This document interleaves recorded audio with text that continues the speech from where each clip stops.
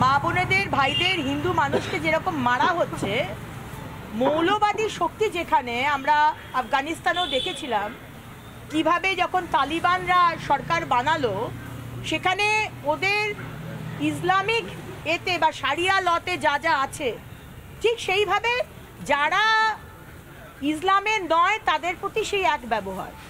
সুতরাং আজকে British citizens যারা তাদেরকে ব্রিটেন গভর্নমেন্ট তারা সতর্ক করতে বলছে, কিন্তু সতর্ক করে হবে না। সারা পৃথিবীর যারা ডেভেলপড এবং শক্তিশালী দেশ তাদের উচিত স্যাংশন করা। বাংলাদেশের ওপর আমাদের দেশ থেকে এই যাবে না, বন্ধ। আগে শান্তি নিয়ে আসো, আগে সমস্ত মানুষকে সম্মান দাও, তাদের প্রাণের সুরক্ষা দাও, তবেই ব্রিটেন থেকে জিনিস যাবে। ইউএসএ বলুক ইউএসএ থেকে কোনো জিনিস যাবে না, চায়না বলুক কোনো জিনিস যাবে না, জার্মানি বলুক কোনো জিনিস যাবে না, ভারতবর্ষ বলুক কোনো জিনিস যাবে না, তবেই এরা ঢিট হবে। ব্যাপারটা হচ্ছে যে ব্রিটেন আমাদের ওপর তো 200 বছর রাজত্ব করেছিল, তাই তারা এই ব্যাপারটা জানে। বাংলাদেশটাকে তারাই সৃষ্টি করেছিল বঙ্গভঙ্গ করে, তারা আরও ভালো জানে বিষয়টা। তো আমি বলবো এটা শুধু ব্রিটেন বলছে, এটা বাংলার যারা রানীমা আছেন তিনি বললেও আরও ভালো হয়।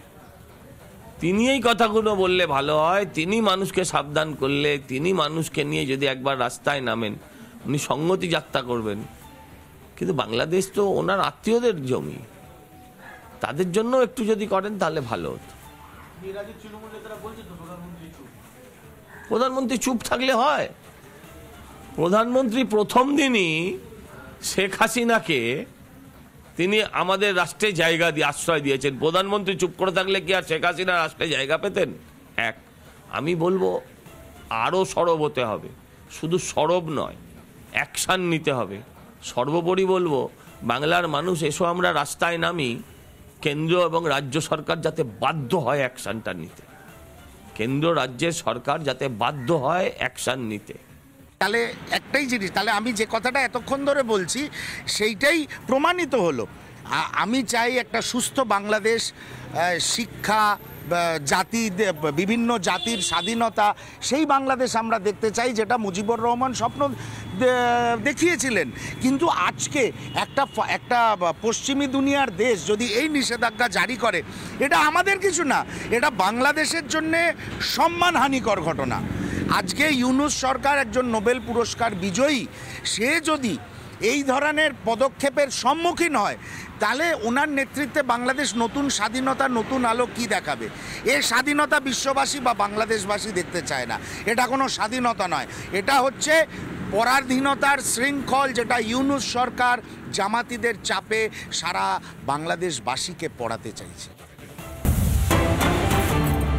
সত্যি তো শান্তির জন্য ইউনূস নোবেল পেয়েছিলেন, মোহাম্মদ ইউনূস নোবেল পেয়েছিলেন। জানি না নিয়ম আছে কিনা, কিন্তু বাংলাদেশে যে পরিস্থিতির ছবি এই মুহূর্তে আপনাদেরকে দেখাবো, সেটা দেখার পর সেই নোবেলটা কোথাও ছিনিয়ে নেওয়া প্রয়োজন কিনা ভাবার দরকার নিশ্চয়ই আছে।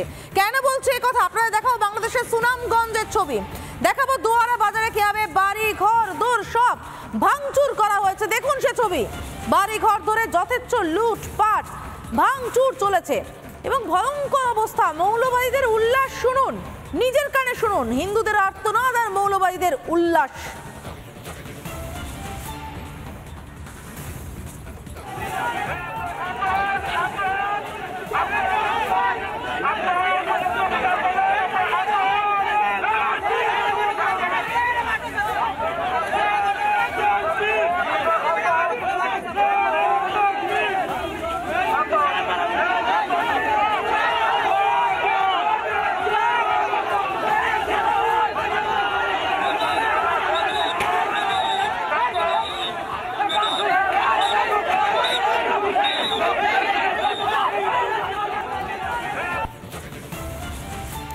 আপনারা দেখতে পাচ্ছেন কি ভয়ঙ্কর পরিস্থিতি হয়ে রয়েছে, জায়গায় জায়গায় হিন্দুদের উপর যে চরম আক্রমণ নেমে আসছে তা দেখে শিউরে উঠছে গোটা বিশ্ব।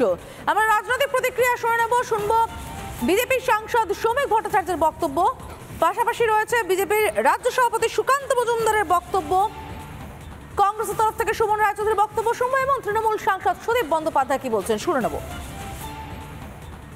শাহী ইমাম সাহেবের এই পদক্ষেপকে আমরা স্বাগত জানাচ্ছি। কিন্তু বাংলাদেশের যে ঘটনা ঘটছে তার পরিপ্রেক্ষিতে পশ্চিমবঙ্গে বসবাসকারী বাঙালি মুসলমানদের তরফ থেকেও আমি কিন্তু কিছু এখনো পর্যন্ত দেখতে পাইনি। সিদ্দিকুল্লাহ চৌধুরীর কাছ থেকে কোনো কমেন্ট পাইনি। ফিরহাদ হাকিম সাহেব একটা দায়সারা গোছের একটা মন্তব্য করেছেন, বাংলাদেশে হিন্দুদের পরিস্থিতি অত্যন্ত খারাপ, আমরা চাই যে খুব তাড়াতাড়ি সেখানে শান্তি ফিরে আসুক, কারণ বাংলাদেশের স্বাধীনতাতে হিন্দু বাংলাদেশি যারা তাদেরও অবদান ছিল, ভারতবর্ষের কী অবদান ছিল সেটা সবাই জানে। ইউনুস নেতৃত্ব দিচ্ছে হিন্দু শূন্য করা। ইউনুসের কারণেই স্বামী চিন্ময় কৃষ্ণ দাসের জেল যাত্রা এবং তার কারণেই আজকে তার উকিলকে মৃত্যুর সঙ্গে লড়াই করতে হচ্ছে। এই সমস্ত কিছুর জন্য ইউনুস দায়ী। ইউনুস এসেছিলেন কেন? ওনার চিটফান্ড নিয়ে উনি খুশি ঠিক ছিলেন যতদিন দেশে ছিলেন, নোবেল প্রাইজও পেয়ে গিয়েছেন।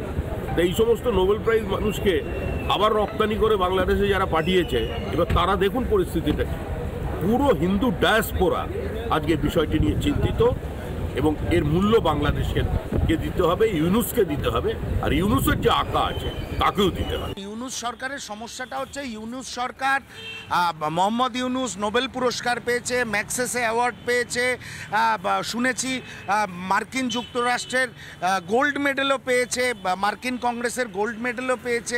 কিন্তু মানসিকতাটা যদি এইভাবে এরকমভাবে তৈরি হয় যে ফান্ডামেন্টালিস্টরা যা বলবে, জামাত যা বলবে সেইটা নিয়ে আমি সরকার চালাবো তাদের খুশি করার জন্যে, এবং বঙ্গবন্ধু বা মুক্তিযুদ্ধের স্মৃতিকে আমি হোয়াইট ওয়াশ করে দেবো, তাহলে কিন্তু মোহাম্মদ ইউনুস সরকারের জন্যে সামনে বড় বিপদ।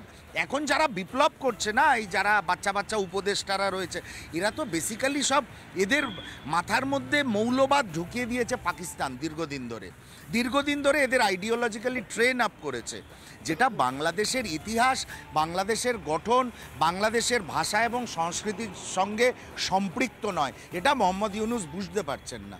যে বাংলাদেশে যখন হাসিনার পর ইউনুস সরকার দায়িত্ব নিয়েছিলেন, তখনও কোথাও মনে হয়েছিল যে শান্তিতে নোবেল পুরস্কার পাওয়া মানুষ, ভারতবর্ষের মানুষ তাকে সম্মান করে, সেক্ষেত্রে পরিস্থিতি অনেকটা নিয়ন্ত্রণে থাকবে, কিন্তু নিয়ন্ত্রণের বাইরে চলে যাচ্ছে এবং তার কাছে যা প্রত্যাশা ছিল তার সম্পূর্ণ উল্টো ফল হচ্ছে। এবং এখন তিনি সর্বদলীয় বৈঠক ডেকেছেন, এগুলো কোনো কিছুর মধ্যে দিয়ে তিনি আর কিছু করতে পারবেন বলে মনে হয় না। তিনি সেনাবাহিনীর হাতে বন্দী শাহজাহান হয়ে গিয়েছেন। ভারত সরকারের অবিলম্বে উচিত এই সমস্ত তথ্য তার সম্পর্কে খোঁজা বার করা এবং বাংলাদেশ সম্পর্কে সরকার কি ভাবছেন তা পার্লামেন্টে অবিলম্বে এসে তাদের বক্তব্য জানানো এবং আলোচনা সূত্রপাত করা। নানা ধরনের কন্টেন্ট দেখার জন্য লাইক করুন, শেয়ার করুন আমাদের ফেসবুক পেজ, সাবস্ক্রাইব করুন আমাদের ইউটিউব চ্যানেল। পাশাপাশি অন্যান্য ব্রেকিং নিউজের জন্য অবশ্যই চোখ রাখুন রিপাবলিক বাংলায়।